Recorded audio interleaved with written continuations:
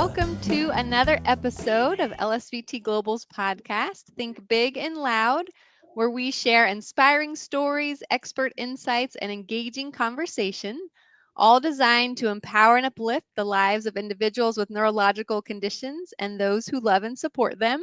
My name is Beth Peterson, and I'll be your host for the show today. We're recording this episode in April, which is Parkinson's Awareness Month, and a time to shine light on the challenges and advancements in managing this complex condition. Today, we're honored to welcome Gary Rogliano to the podcast. He was diagnosed with Parkinson's in 2018, and he's turned his diagnosis into a mission to help others by founding Power Over Parkinson's, a nonprofit organization based in Richmond, Virginia.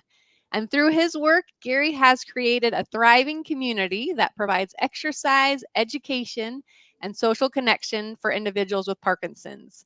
So, Gary, I look forward to talking with you about how you're transforming lives and building hope for those navigating Parkinson's. Thank you. Glad to be here. Yeah, well, great.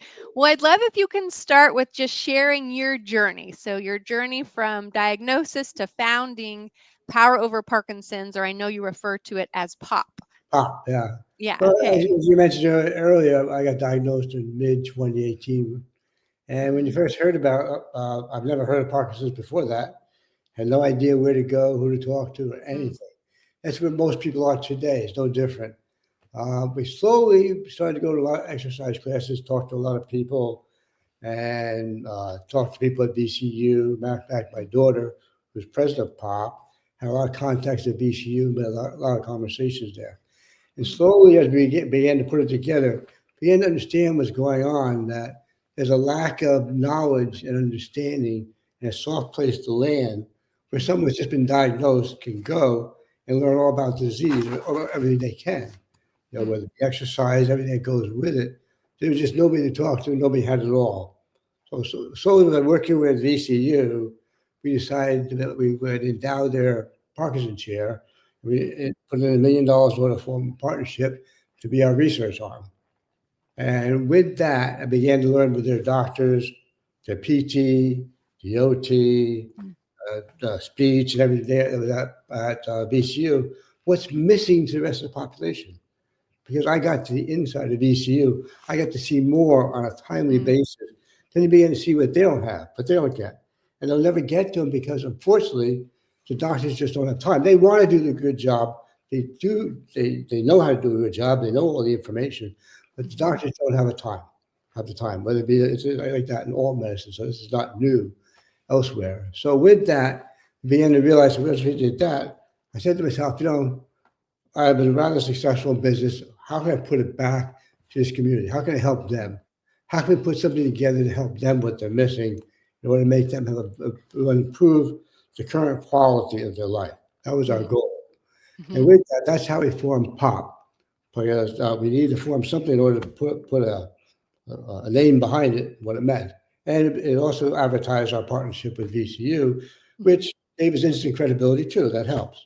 mhm, With that, we decided we're going to improve the quality, current quality of an individual's life, plus their family, plus their care partners, and everybody else. How to do that, we came up with the needed education, physical exercise, mhm, socialization, and a place where they can just land and talk to people. mm, That's what they needed, and that's how we formed POP. It started that way, and I think mhm, and there's one goal we have. If it helps someone with Parkinson's, we do it. If it doesn't, we don't do it. And the mhm, last piece to that, it had to be cost effective. We didn't want mm, anybody not being able to get these services because of financial. mhm, And with everything going on, they're on Social Security and fixed incomes. So we decided it had to be for nothing. mhm, Putting all those rules together is how we started. mhm. Well, that's great. It's an amazing. I've been looking into it, and it's impressive what you've been able to do and how many people you've been able to help. Yeah. So I know you were mentioning when you're first diagnosed and you don't really know what it is or what's going on. So what are some of the most significant gaps in care that you identified for people when they're diagnosed, specifically to Central Virginia where you are, which I would assume is kind of a mirror to other areas too? And how does pop help to reduce those gaps? Yeah, the gap is really boils down to awareness, Mm, understanding, and knowledge. That's the big gap. It's not that you only get your medicine. What they did, you may not know this, but when I was diagnosed, the doctor told me, here, take the dopamine, take the pill once a day for 6 months, see how it works. Come back mm, in 6 months, and we'll talk to you. But I tried to call him and talk to him and ask him, was there any special diets? Is there anything? mm, No, no, just go on. So mm, here you have this complex disease, which you've only read about in crossword puzzles, by the way, and no knowledge whatsoever. So the gap is, what do I do? I don't see the word. It's not terrified. You're lost. You're alone. You mhm, don't know where to go, and you get mhm, depressed. And those mhm, are the things that we had to accomplish. Where we closed the gaps were, we started advertising pop. We started the first place to go, which we thought would be, let's go for the exercise. Because a lot of the exercise classes I went to during the period pre-pop, I went to, they were good, but they were missing intensity. They were mm, actually doing the intensity to the lowest denominator. Whereas mm, some people have to sit in chairs, some people could stand. So the intensity of the exercise was the lowest denominator.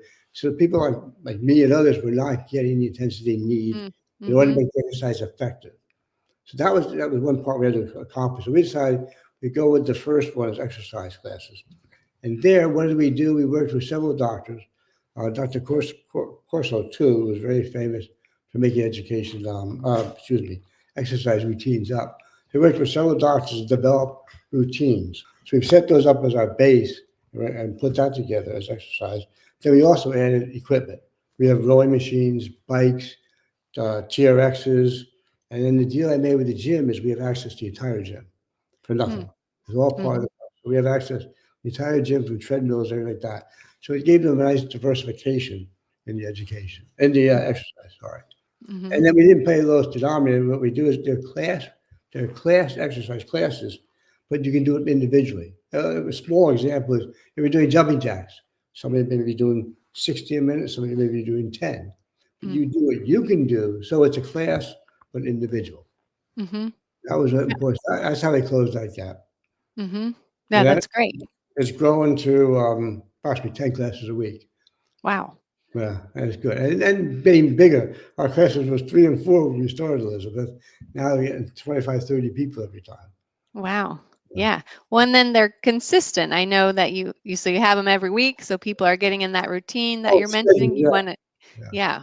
Well, that's great. Well, No, another, oh, go ahead. we have to, so I was exercise, then, whether it be socialization or education. On the education, we started working together with VCU and Hmm. putting on seminars. Hmm. They range from 25 to 50 people coming to the 12th, we're going to have up to 100, maybe close to 150 people. Wow. All different levels of that we did. So that's the value of being a VCU. We provide the doctors and the education piece. And it's always something very relevant, not looking at pictures. It's very, very relevant they can use. Hmm. And then as far as socialization, we can cover that later. I think you have a later question on that. Yeah. Well, I was just going to ask. So the Parkinson's Activity League, the PAL. Yeah. So how does that help build that community? And I think that's kind of the socialization piece you're Yeah, talking about. that was I think one of our best designs we came up with is how can they do something physical and Hmm. other than exercise and get other than exercise. Even exercise, you don't get the socialization. You get some a little bit before, a little after. That's really Hmm. hard. People are rushing to get out or coming in. So you need something different. So we Hmm. decided, something these people would normally wouldn't do. So Margaret and I came up with a bowling alley. What we did is we shut down the bowling alley for 2 or 3 hours because let's face it, Parkinson people do not necessarily go in public. They're conscious of some of their shaking and trembling. So it's important that we close it down. It's open. It's open. It's free to people with Parkinson's, their family, care partners, any medical people associated with it. So it's free. So we do bowling. You're doing a big move, which you'll appreciate. Hmm. And at the same time, so pizza, food, lunch. This particular place, she was a really great pizza. So you'll find a lot of people who bowl and talk. Some who just sit and just came to talk. Don't care Hmm. about bowling. So it really was you got the movement, you got the socialization going on at the same time. And so that's what Hmm. we've done axe throwing, Oh, well. pads, all different things. Matter bowling though so far is the most people comes out. We had 50 last time. Oh, Uh, wow. Well, there's more people bowl than throw axes. Yeah. So how often do you host those events? We try to do them every 4 to 6 weeks, 2 months. Okay. As we get Mhm. closer to November, December, we don't do anything. We try not to do anything during those months because people, are tied up with the holidays and things like that. Yeah. So, Yeah. but then what really makes the people up to thank you. They say thank you for this. They love it. I'm sure. Yeah. Mhm. Yeah, I'm sure that's really something to look forward to. Right. So that Yeah. covers that helps with socialization too. Mhm. We made it made a lot you say obviously friends, I guess. They now Mhm. meet. I know several of them that couples that get together later on, have dinner, go out Mm. on weekends and things like that. So it hasn't been Mhm. relationships created outside of pop, which is what the idea was. Mhm. And then now with relationship, be honest with them, but people with Parkinson's, so they're much Mhm. more comfortable talking because they feel they understand the issues. Mhm. Yeah. Well, that's great. Well, and you've touched on this a little bit. I know you're partnered with the Parkinson's and Movement Disorder Center at VCU, Virginia Commonwealth University. So, how does a partnership like that enhance the resources and support you have available to the Parkinson's community?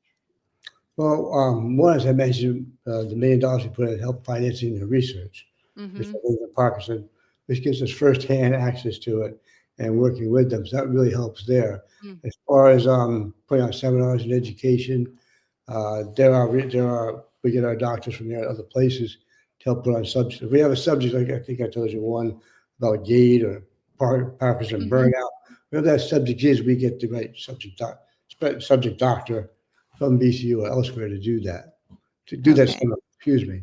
So and the topics we pick, we're kind of lucky having Parkinson like myself and talking to a lot of people. You kind of know what they want to hear about. Mhm. They're usually very, very relevant subjects. Mhm. So and then on top of that, they have 3,000 patients too. So it gives us access to not the database, but you can send out mass emails, Mhm. things you want to get out people, educate people. Mm. So Yeah. and then from their side, um, we're not part of a state-run owned university hospital. We're independent, so Mhm. we can move things a lot faster. To be honest with you. Mhm. So the seminars, how often are the seminars, and are they in person or online, or how do you do those? Well, during COVID, it was difficult, but these are in person. Mm, okay. The local, there's some local libraries here that have big meeting rooms. The one that holds 95. We had 100 that day on gait. We talked about gait. Mm, Dr. mhm. Leslie Cloud did a lot of that. She spoke to it. We had 95 people there. No. So that's important. It's free too. But that's Mhm. important to us to know because it's not the retainers, but that people, you got the right topics and they're learning something. They want Mhm. to come in, they want to learn, they walk away learning. That's what I Mhm. want. You know, Mhm. knowledge is, they always say the word was knowledge is power. Yeah. Yeah. But the more they know, not I keep saying the more we know and understand, you're not as depressed. You know what I'm saying? Mhm. Much more positive. Mhm. And Yeah. learn other people in the same boat you're in. Mhm. Mm. Yeah, it feels like you really empower people. So you have that exercise part where they, feel good about their health, the socialization, and then you came in saying, I wish I knew more. And now you empower them with that education part too. So it's a really neat approach that you do those three different areas. And bottom line, improve the current quality of life. Mm-hmm. Bottom line, everybody's after, not everybody, but like Michael J. Fox's, et cetera, they're trying to find a cure. That's the Mm-hmm. right thing to do, millions of dollars. We can't affect that, but I can affect today, Mm-hmm. what's going on.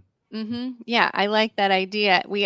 I think I was telling you we did a podcast last month where they were helping to support a charity that's focused on a cure, and so that's one angle Yeah, to get to Parkinson's, and then you take a different angle where I like what you're saying, that quality of life today, and so I think I mean, some, everyone working together from these different areas is amazing to see, and really what's necessary to help people today and in the future. right. That's neat. Yeah. So, what advocacy efforts does POP undertake to help raise awareness about Parkinson's and this idea of importance and wellness in the management of it? Well, the first one of the first ones we did this last month, we partnered with Michael J. Fox in the advocacy, met with the Virginia congressional staff, Mm, put together, all of us know about that whole program where in each one of the constituents area, there was someone with Parkinson's, just to explain what it's all about mm, and educate them on the complexity of the disease. And that is, unfortunately, it's a fast growing disease that has not been paid a lot of attention to like others. So a lot of that was build the groundswell that 2 months ago that Margaret put together in order to get them aware of that as they come up to budget time next year. That's one of the biggest one we formed. mm-hmm. Yeah. Well, yeah, I mean, that's important too. That seems like another even avenue outside of the three kind of pronged approach you have is that advocacy avenue too. Yeah, and unfortunately, it does boil down to funding. We Yeah. we need funding to get some things, whether a vision creates a directory, things like that we Mm, need. mm, mm-hmm. But partnering with Michael J. Fox was exciting for Margaret to do also. Mm-hmm. The fact that they want to partner with us shows, not in a bragging sense, it shows that they respect us. Yeah. No, that's great. Yeah, it shows that you're visible. Like people are finding out about you. Mm, These big national organizations. right. Well, so when I was researching you for the episode, I came across a nice social media quote that you had posted. And Oh, you had said, with Parkinson's disease, you have to treat activity as a medication dose and do it regularly. So, how has that philosophy influenced your personal management of the disease? well, I exercise all my life and Mm, pretty heavy. So to find out that it was part of what I had to continue, that wasn't much of a change for me. From that, I added a few different exercises, mm-hmm, complement what you did with Parkinson's from that aspect. But no, I would say I try to do 2.5, maybe 3 hours, average at least 2.5 hours a day. mm-hmm. But Wow. average that, some days you don't. Mm-hmm, Counting my weekends and everything like that. mm-hmm, Since I told you exercise before this, I've always enjoyed it. mm-hmm. So it's something I'll do from different types of aerobics to swimming, weights, kind of around the whole gamut. Plus, I probably attend 75% of our classes. Wow. Okay. Well, Well, and I'm sure. Oh, go ahead. it's important to be there, not so much me, but to be there. And I get everybody on a first name basis, welcome, shake them, everybody every day. Mm-hmm, Smile. Why are you so happy, Gary? I said, why not? And I try to make it portray onto that, you know what I'm saying? mm-hmm. Never be in a bad mood. Always be in a good mood. Yeah. Yeah, well, I can tell. I mean, you just exude positivity. And I was going to say what you just said, that I'm sure it's great for them to see you there so often and get to know you, Right.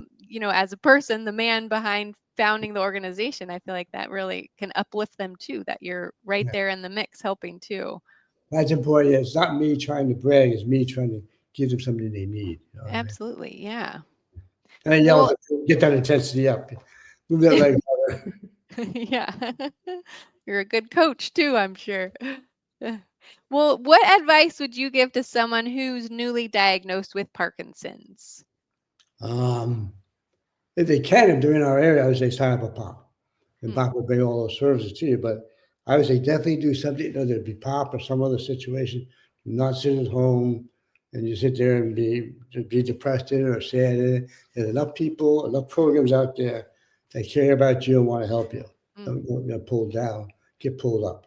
mm, mm. Oh, I love Just, that. yeah, get pulled up, not down. Hmm. Yeah. So either if they're near you, of course, Yeah. pop, but if they're somewhere else, there's places for you, is kind of Oh, your, yeah. I'm sure yeah. California, I don't know of one, but I'm sure I don't know if there's a pop type approach, but maybe you got to piece it together. You know what I'm saying? Maybe you Hmm. start an active form your own little group.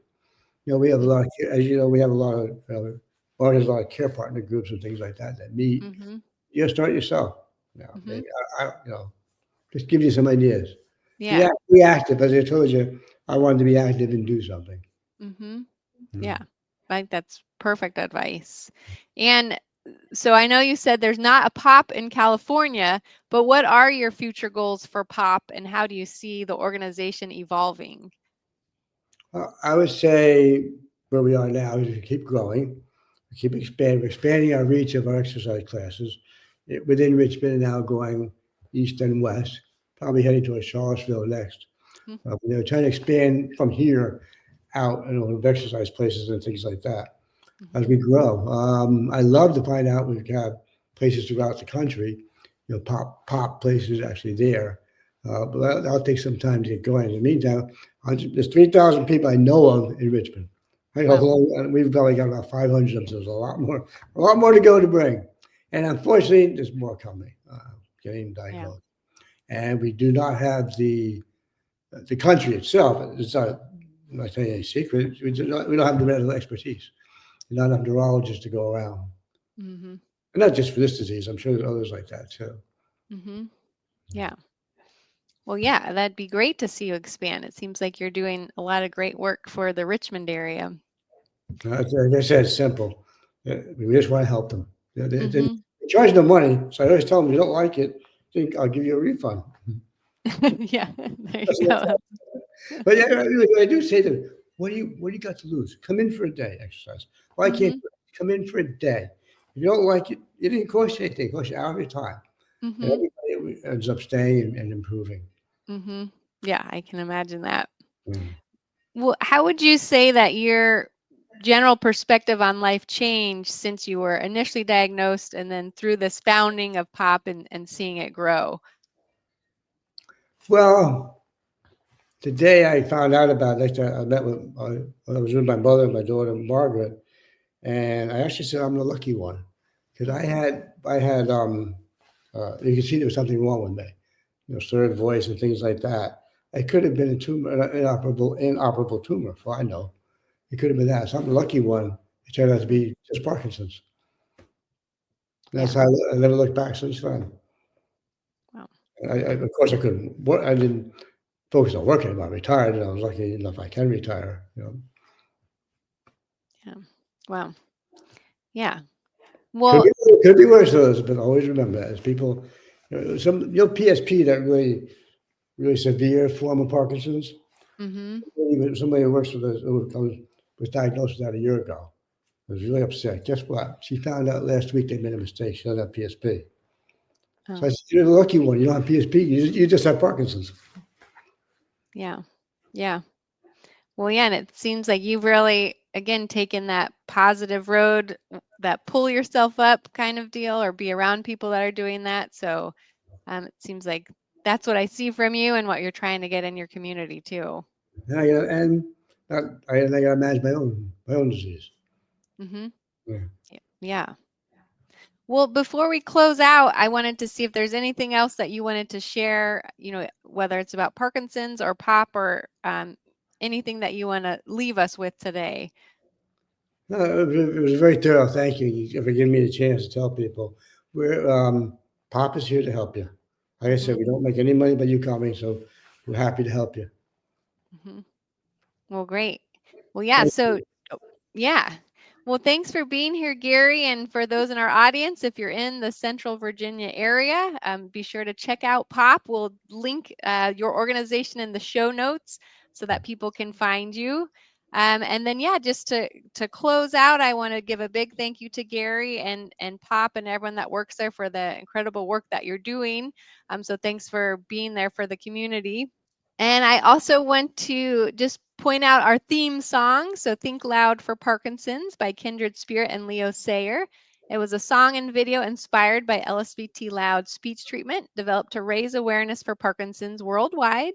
It's available for download and streaming on all major music platforms, and proceeds benefit the UK charity Cure Parkinson's. And I'll link that video in the show notes as well. They've also just released an album, Think Loud for Parkinson's. And so it has even more music inspired to help those with Parkinson's. And so I'll also link that album. I want to thank our production team, CS Design Studios, for help making the podcast possible. And if you're interested in learning about LSVT Loud Speech Therapy or LSVT Big Physical or Occupational Therapy, or to locate a therapist in your area, visit us at lsvtglobal.com. And then we encourage you to click below to subscribe wherever you get your podcast so that you never miss an episode. And we look forward to thinking big and loud with you again next time. Yeah, yeah.